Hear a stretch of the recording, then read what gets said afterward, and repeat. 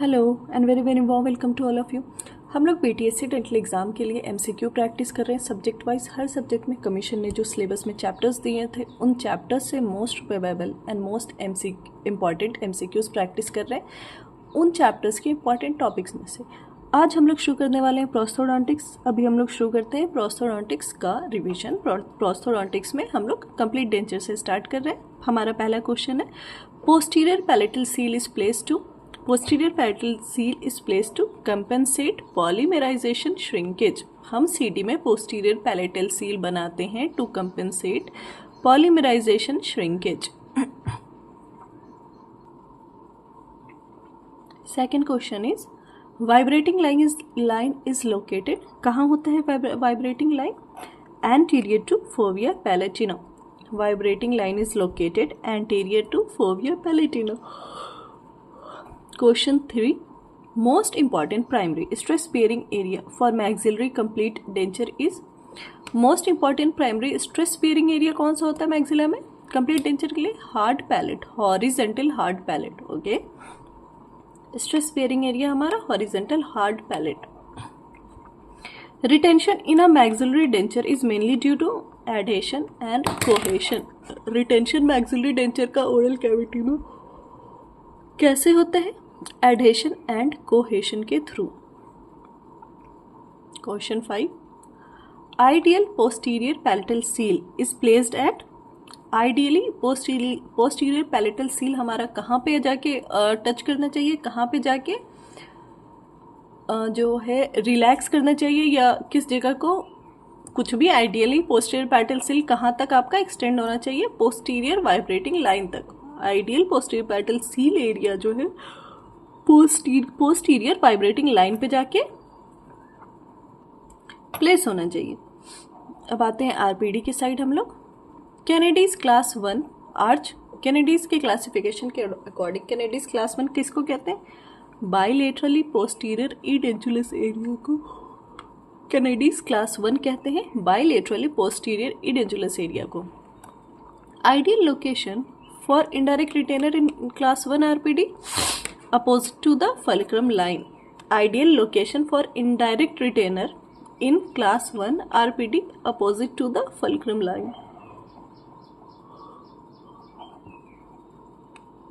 The purpose of a rest in RPD is to provide support। Purpose of a rest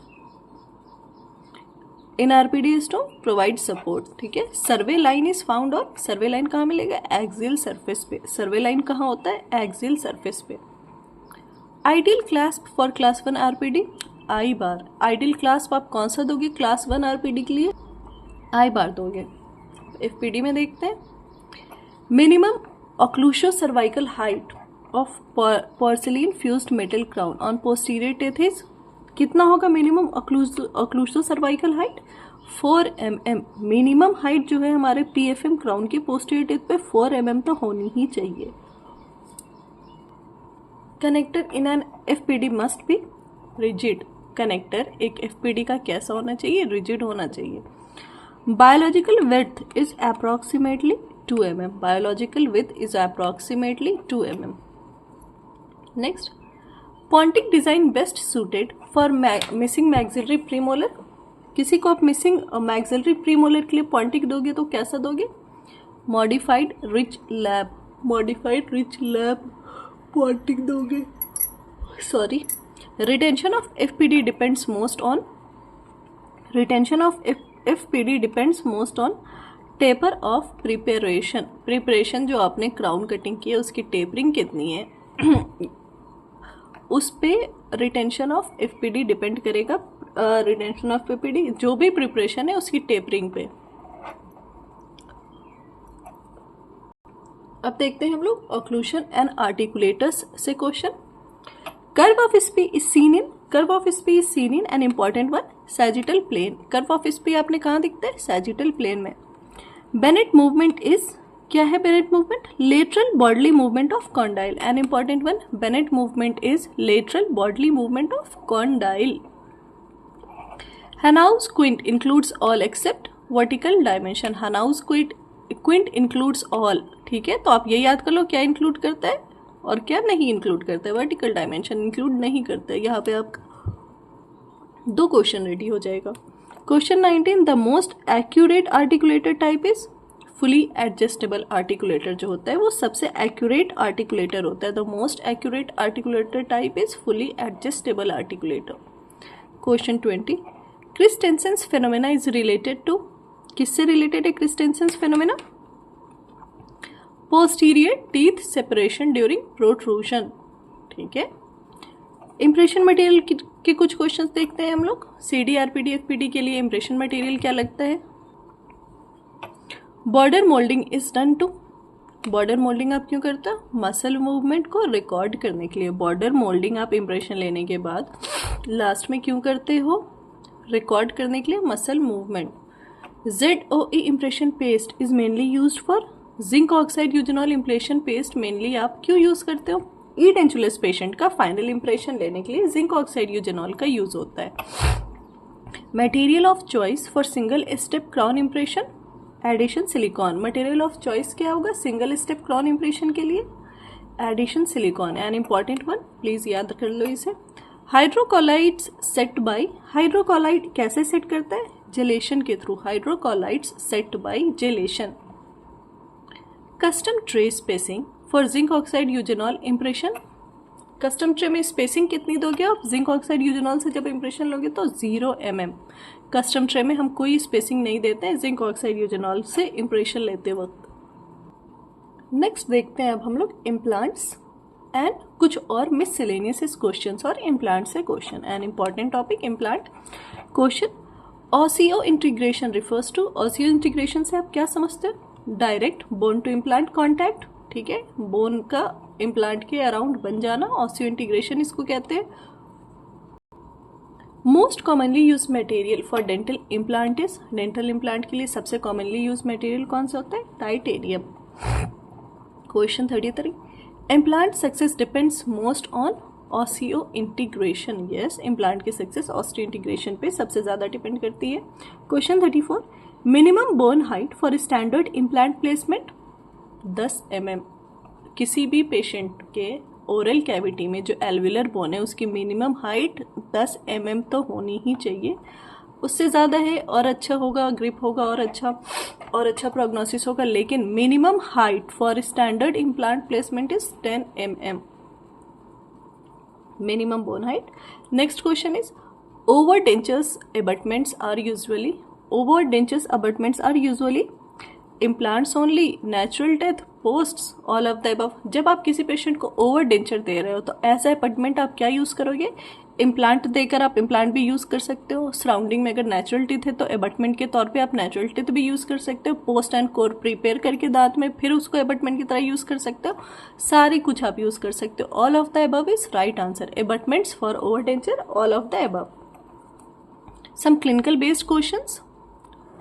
Most retentive maxillary major connector is palatal plate. Most retentive maxillary major connector is palatal plate.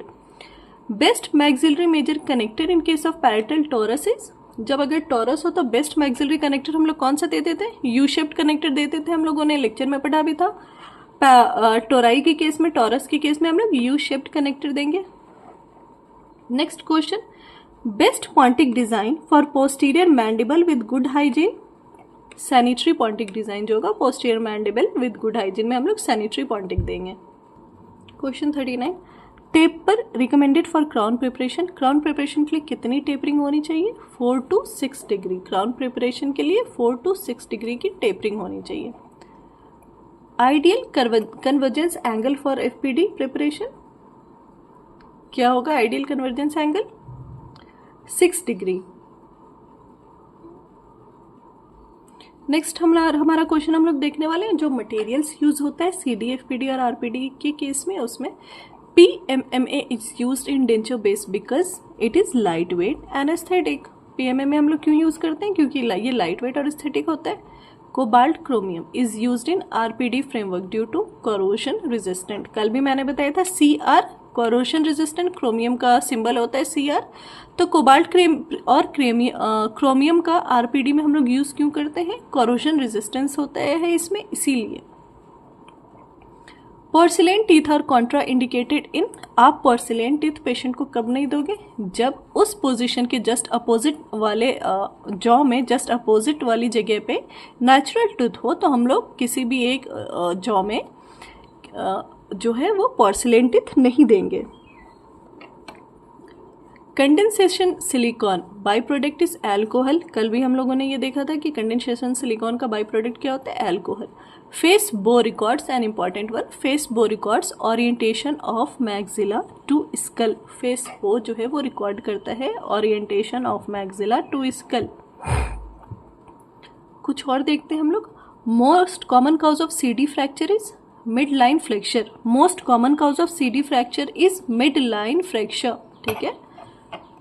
Denture stomatitis is most commonly due to fungal infection, denture stomatitis सबसे commonly क्यों होता है, fungal infection की वजह से होता है denture stomatitis. First step in denture fabrication is primary impression, first step in denture fabrication is primary impression. And immediate denture the posterior teeth are extracted, immediate denture अगर हमें किसी पेशेंट को देना है तो उसका पोस्टीरियर टीथ हम लोग कब एक्सट्रैक्ट करते हैं, 6 से 8 हफ्ता पहले, 6 to 8 weeks अर्लियर।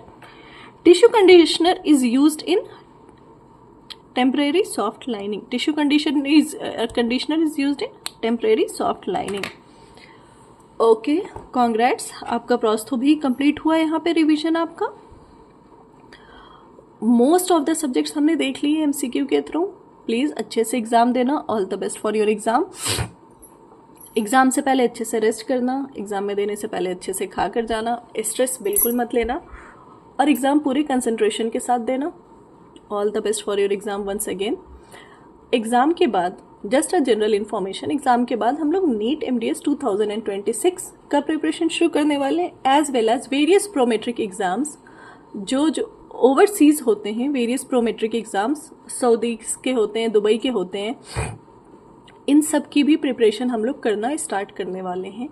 तो please share my channel, share the info with the concerned individuals जिन्हें ये सब प्रिपेयर करना है उनके लिए। And thanking you for your constant support and for your words of motivations, for having faith in me. Thanks a lot all of you.